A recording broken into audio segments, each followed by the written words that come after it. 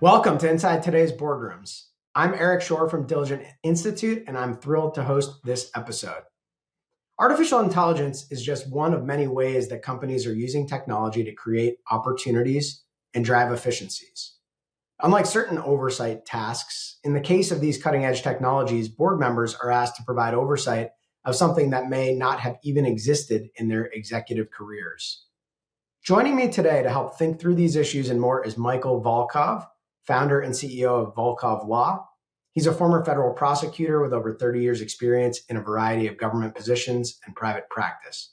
And as we'll come on to soon, Michael and his team are also partnering with Diligent Institute to help create a new AI ethics and board oversight certification that will be launching soon. Welcome, Michael. Thrilled to have you on the show. Always a pleasure to work with Diligent and appreciate the opportunity to talk about this really important issue with us. Yeah, so Michael, given the increased use of technology by companies across all sectors, and especially the recent rise to prominence of artificial intelligence with ChatGPT and others like it, curious to hear your recommendations for boards on how they improve their information governance and oversight procedures with these issues challenging them day to day. And let me start first by talking about what the risks are, and we can always come back and address them a little bit, but I want to just flag the risks that we have right now with the use of this AI technology. First off, and ChatGPT is just one type of artificial intelligence technology, but we have the exponential risk of disinformation. In other words, that information that's improper can be passed and exponentially explode onto the internet. That raises risks. We also have the discrimination and bias that are built into systems, and I'll give you a good example of that in a minute. And we have the fact that there is intellectual property that our companies have that we have to protect and make sure it does not get or seep into any of these types of artificial intelligence technologies. So this raises a whole host of risks. And let me give you like one example that occurred probably, I think, a year or so ago, was when Zillow was trying to offer a new service, which was an algorithm for home pricing of their service, of their houses and the values to sell houses. People were going bonkers for it. However, their algorithm crashed. It failed. Their artificial intelligence system failed, and they had to pull the product. That, to me, was a demonstration of what the risk is. Now, what does a board need to do in its oversight and monitoring responsibilities? And there we go back to our, true test of Caremark and all the oversight, sort of liabilities that can come along as being a board member. So the board has to tackle this issue quickly, and they got to address it. And it raises one challenge right off the bat. Board members don't know a lot about technology. I mean, that's not something that they specialize in. They have enough trouble as it is right now with information governance and security and cybersecurity risks and protecting their company from hacks or phishing or other things like that. Now we're asking them to take another leap up in terms of an expertise with regard to this new technology that people are just learning about. Now, I mean, I'm not going to just make this all about a plug for the new class that we're offering in terms of the Diligence Institute of the AI Ethics and Board Oversight Certification. That's just one of many tools that are available. It's one of many opportunities. But board members have got to become not experts, but they've got to become familiar with this issue. And then once it's part of the regular sort of set of risks, it has to be evaluated like any other risk is at the board level. And that means we have to have a regular agenda item focused on it. We have to have a director or a set of directors that are familiar with it. And we have to measure and identify the risks. And then we have to develop and know about our mitigation strategies. So that's the general framework that we have to ultimately get to. It's a long-winded answer of saying, look, there are these new risks we got to deal with, and boards have to incorporate this yet again, another risk that has to be addressed, because the consequences of failing to do so can be absolutely devastating. No, thanks, Michael. And one of the areas, obviously, you've spent a lot of time in your career focused on is related to ethics and compliance. As technologies like AI move as fast as they do, they create ethical challenges for companies and certainly for boards as well. We'll come on to the compliance piece and what we might expect from the government next. But from an ethics standpoint, what kinds of things should high performing boards be doing to make sure that they're providing adequate oversight as their companies implement these new technologies? And you outlined the risks in great depth. We won't go into all the opportunities today, but suffice it to say, there are great opportunities that come with this technology. And from an ethics and compliance perspective, in particular ethics, where are you advising companies and boards in particular to look and pay attention? Eric, you're using my favorite word, which is ethics. And a board, to meet its ethical obligations and actually to become a value add to the entire business here, they've got to get out in front of this issue, and they've got to demonstrate or bring their ethics and values principles that they already have defined to this whole new risk area.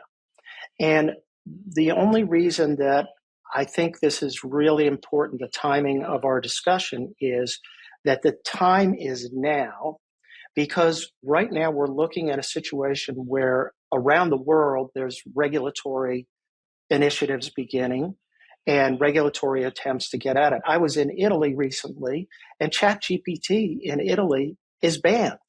It's prohibited. Now they changed that, and they're developing a regulatory framework. The same is going to happen everywhere. So when I see regulations coming, what I say to the business is, let's get out in front of this and let's position ourselves as an ethics leader. So bring the ethical issues. Now, what does that mean? How are you going to back that up? You define your values and apply them to a new technology. So you're going to need to look at who are the stakeholders who are impacted by this new technology.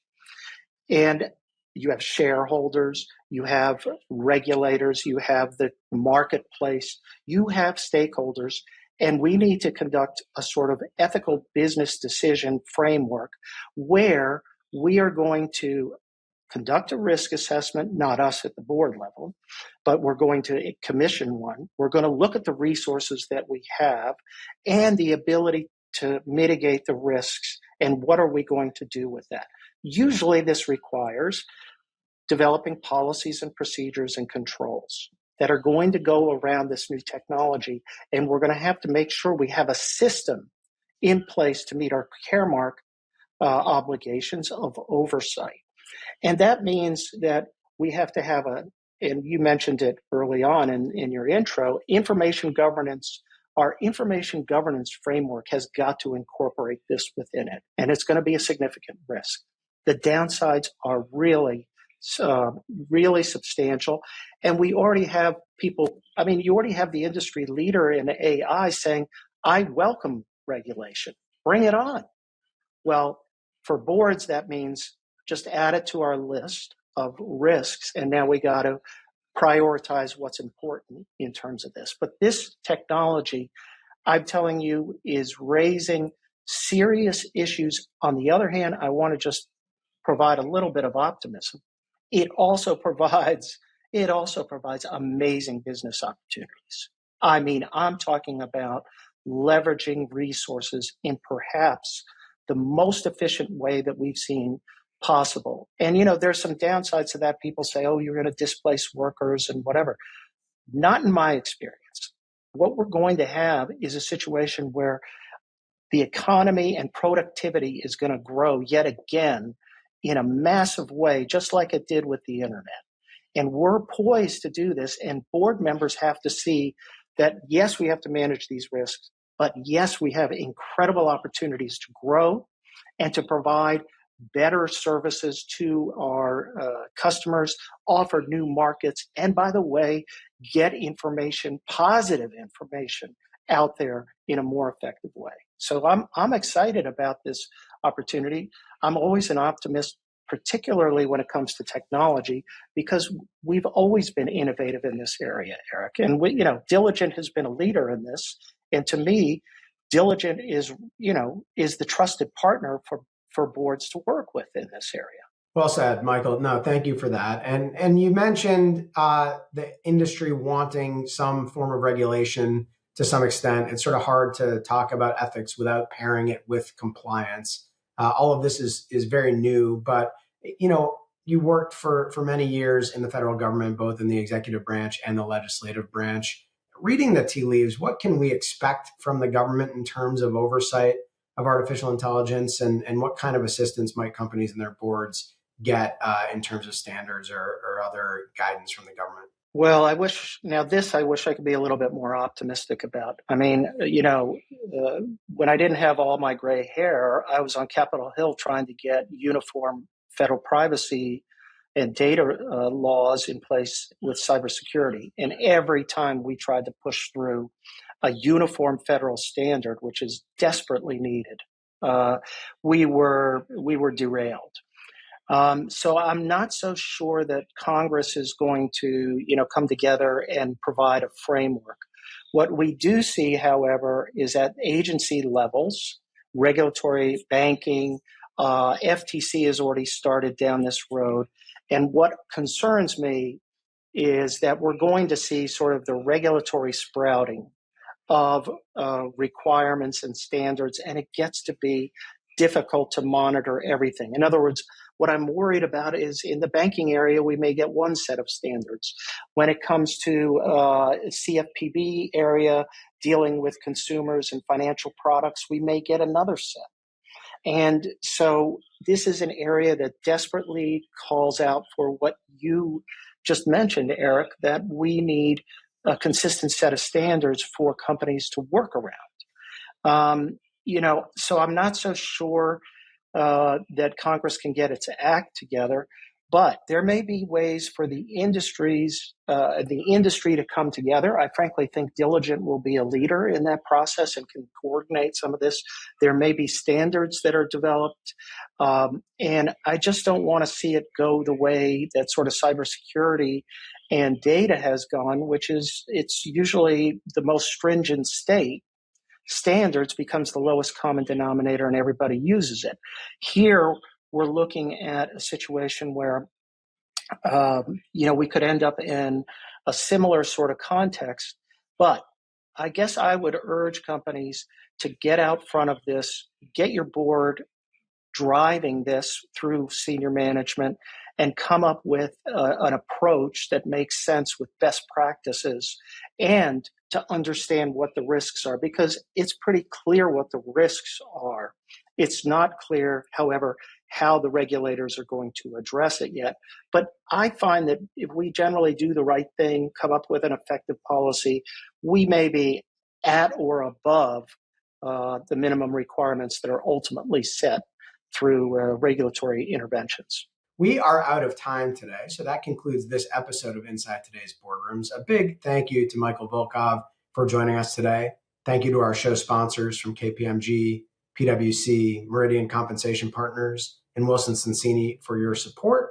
We will be back next week to look at another important boardroom topic. See you then.